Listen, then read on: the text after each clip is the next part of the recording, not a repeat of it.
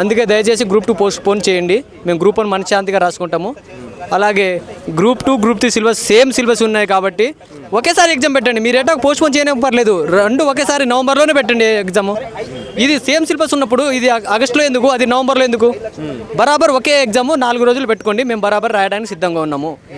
లేదు నేను అమ్ముకున్నాను ఆ పోస్టులు మీరు నామకే వాసి రాయండి అంటే ఇంకా మేము కూడా గత ప్రభుత్వంలో కదా ఏదో ఒకటి చేయాల్సి వస్తుంది. అంటే ఏం చేస్తారు? రోజు అయిపోతుందా? చెలో సెక్రటరియట్ తోటి అయిపోతుందా? చెలో ఢిల్లీ, చెలో సెక్రటరీ కాదు, చెలో వైనాడు నామినేషన్ ఇస్తాం. అక్కడ బరాబరు 1000 నామినేషన్ వస్తాం. అప్పుడైనా దేశవ్యాప్తంగా వ్యాపిస్తుంది అనుకుంటున్నాం. రాహుల్ గాంధీ చుక్కలు చూపిస్తారు. రాహుల్ గాంధీ, ప్రియాంక గాంధీ అక్కడ నిలబడుతుంది కాబట్టి బరాబరు అక్కడ నామినేషన్ ఇస్తాము. వాళ్ళే వచ్చారు అండి. సిటీ సెంటర్ లైబ్రరీ వచ్చి మాతో టీ తాగిండు రాహుల్ గాంధీ గారు. నా టీ డబ్బులు కూడా ఆయనే పే చేసిండు. అవును, కాంగ్రెస్ పార్టీ నేను తిన్నానంటే ఆ టీ డబ్బులే, అదే నేను తిన్నానంటే ఆ టీ డబ్బులే, అవి కూడా ఇచ్చిస్తాను ఏదో ఒక రోజు. మీకు కేసీఆర్ డబ్బులు ఇస్తున్నట్టు కదా, కేటీఆర్ బరాబర్ భగవంతుడు సాక్షి చెప్తున్నా, ఎవరు పైసలతో రాలేదు, మేము స్వతహాగా వచ్చాము. మేము స్వతహాగా ఎవరైనా తీసుకునే పే బ్యాట్ 1-2 ఉంటే ఉండొచ్చులే కానీ వాళ్ళ కోసం మేము సైడ్ ట్రాక్ తెప్పాము. ఇప్పుడు కూడా కాంగ్రెస్ పార్టీ పక్షపాతమే, ఇప్పుడు కూడా అదే.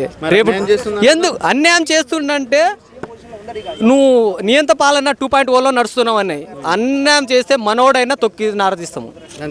అంతే కదా, మనోడైతే పొలిమన దాటే వరకు కొడతాం కదా. ఫైనల్గా బరాబర్ గ్రూప్ 2 పోస్ట్పోన్ చేసి డిసెంబర్లో కండక్ట్ చేస్తాను మనస్ఫూర్తిగా కొడుతున్నాం. ఇప్పుడు కూడా నమ్ముతారని మా యొక్క మనవి. దాదాపు 20 రోజులు అవుతుంది, ప్రభుత్వం మాత్రం ఇప్పటివరకు రెస్పాన్స్ ఇవ్వట్లేదు. సో ఈ అరెస్టులు, నిర్బంధాలు, అమర్నాథ దీక్షలు, చలో ఢిల్లీలో ఏంది కొత్త అంటే నిజంగా కేటీఆర్ మీ వెనుక ఉండి చేపిస్తున్నారు. యాక్చువల్గా గ్రూప్ 2 గ్రూప్ 3 పోస్టులు ఖచ్చితంగా ఎన్ని ఉంటే అన్ని పెంచండి. మా ప్రభుత్వానికి విజ్ఞప్తి ఏంటంటే ఎన్ని ఉంటే అన్ని పెంచండి. మీరు 2000 అన్నారు, 3000 అన్నారు. సోమాజీ కూడా ప్రెస్ క్లబ్లో నేను 2వ లైన్లో కూర్చున్నా, మీ మాటలు విన్నా నేను. మీరు ఖచ్చితంగా మీరు పోస్టులు పెంచుతా అన్నారు. సరే పోస్టులు మీరు ఎన్ని ఉంటే అన్ని పెంచండి. 100 ఉంటే 100, 200 ఉంటే 200 పెంచండి. పెంచి ఈ గ్రూప్ 2 ఎగ్జామ్ని మాత్రం డిసెంబర్లో నిర్వహించండి. ఎందుకంటే యాక్చువల్గా నేను group 1 qualified sir, group 1 qualified కాబట్టి నేను ఖచ్చితంగా గ్రూప్ 1 రాసుకోవాలి కదా సార్. ఇప్పుడు గ్రూప్ 1 నేను రాసుకుంటే ఇప్పుడు ఈ గ్రూప్ 2 ఇప్పుడు ఆగస్టులో పెట్టడం వల్ల నేను గ్రూప్ 1 రాయలేకపోతున్నాను సార్. ఎందుకంటే గ్రూప్ 2 ఉంది, నాకు గ్రూప్ 2 రాయాలి. గ్రూప్ 2 నేను క్వాలిఫై అవ్వలేదు సార్. గ్రూప్ 2 క్వాలిఫై అవ్వకపోతే ఏమవుతుంది? నేను ఖచ్చితంగా గ్రూప్ 3 రాయాలి. గ్రూప్ 2 వస్తుందో జాబ్ రాదో, గ్రూప్ 3 నేను ఖచ్చితంగా రాయాలి అని నేను గ్రూప్ 1 లాస్ అవుతున్నా సార్. సరే నేను గ్రూప్ 1కి ఇప్పుడు కామన్ సబ్జెక్ట్స్ రాస్తున్నా, గ్రూప్ 1 రాస్తా సార్. ఇప్పుడు రేపు గ్రూప్ 2 కనుక డిసెంబర్లో వీరు పెట్టిరనుకో ప్రభుత్వం, మేము ప్రశాంతంగా ఉండి గ్రూప్ 1 రాస్తాం సార్. గ్రూప్ 1 క్వాలిఫై అయినా అనుకో గ్రూప్ 1 జాబ్ వస్తుంది. మీ ప్రభుత్వాన్ని మేము గర్వపడతాం కదా, మేము ఖచ్చితంగా మీ ప్రభుత్వాన్ని మేము గర్వయిస్తాం. అదే మీరు గ్రూప్ 2 పెట్టడం వల్ల నేను గ్రూప్ 1 రాయలేకపోతాను సార్. ఎందుకంటే గ్రూప్ 2 ఆగస్టులో ఉంది సార్, ఎగ్జామ్ రాస్తా. అదే గ్రూప్ 2 డిసెంబర్లో పోస్ట్పోన్ చేయమంటున్నాం. గ్రూప్ 2 డిసెంబర్లో పోస్ట్పోన్ చేయమంటున్నాం. గ్రూప్ 3 యాస్టీసీగా, గ్రూప్ 3 గురించి మాకు సంబంధం లేదు. ఒక గ్రూప్ 2 పోస్టులు మీరు 2000, 3000 అన్నారు. ఎంత ఉంటే అంత పెంచండి. లేదు మా దౌర్భాగ్యం. నిరుద్యోగుల తరఫున కూడా మాట్లాడినాం మేము, వాళ్ళ కమిటీలు కూడా మాట్లాడినాం అంటున్నారు. వాళ్ళు కమిటీలు ఎలా ఉన్నారంటే సార్, ఈ మధ్య వ్యక్తులు ఎలా ఉన్నారంటే సరిగా ఇన్ఫర్మేషన్ అక్కడికి గ్యాదర్ సీఎం దగ్గరికి తీసుకెళ్ళలేకపోతున్నారు అనుకుంటున్నాను సార్ నేను.